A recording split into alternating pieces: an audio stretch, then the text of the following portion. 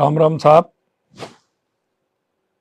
प्रिय प्रदेशवासियों, पंडित दीनदयाल उपाध्याय जी के अंत्योदय के दर्शन को साकार करने के लिए और अंतिम व्यक्ति के घर तक विकास का उजियारा पहुंचाने के लिए हमने 24 जून से पंडित दीनदयाल उपाध्याय अंत्योदय संबल पखवाड़े का शुभारंभ किया है, जो 9 जुलाई 2025 तक चलेगा।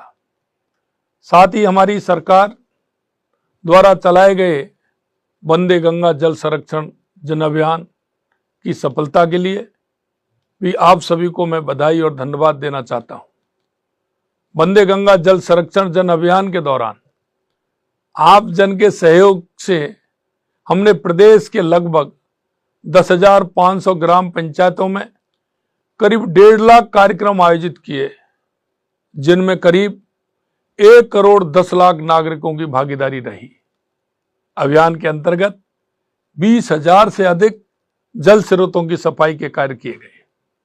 जल संरक्षण के इस पावन अभियान की सफलता के बाद हमने जन सेवा के लिए पंडित दीनदयाल उपाध्याय अंत्योदय संबल पखवाड़े की शुरुआत की है।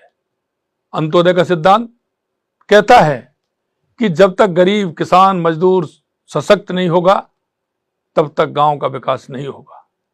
यह अंत्योदय संबल पखवाड़ा उनके दर्शन को साकार करने का एक प्रयास है।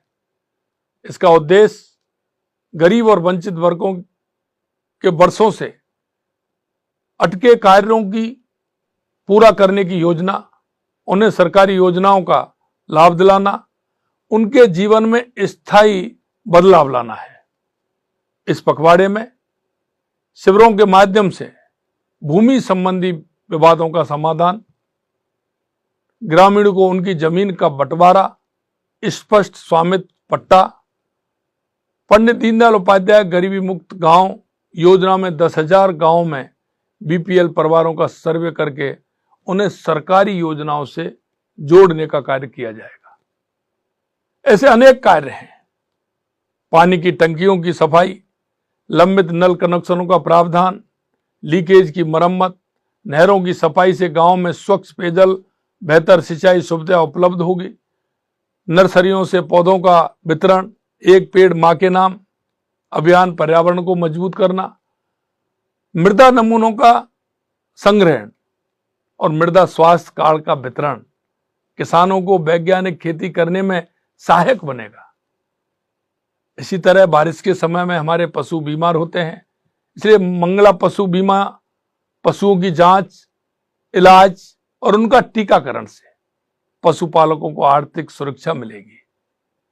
आयुष्मान कार्ड वितरण से गरीब परिवारों को मुफ्त स्वास्थ्य सेवाएं मिलेंगी। NFSA के लंबित प्रकरणों के निस्तारण से जरूरतमंदों को खाद्य सुरक्षा सुनिश्चित होगी। जुलाई का माह है, विद्यालयों में प्रबोत्सव से बच्चों का नामांकन बढ़ेगा, जिससे शिक्षा का प्रसार भी होगा, उनकी पुस्तकों का वितरण भी होगा। ये सारे काम उसमें होने वाले हैं।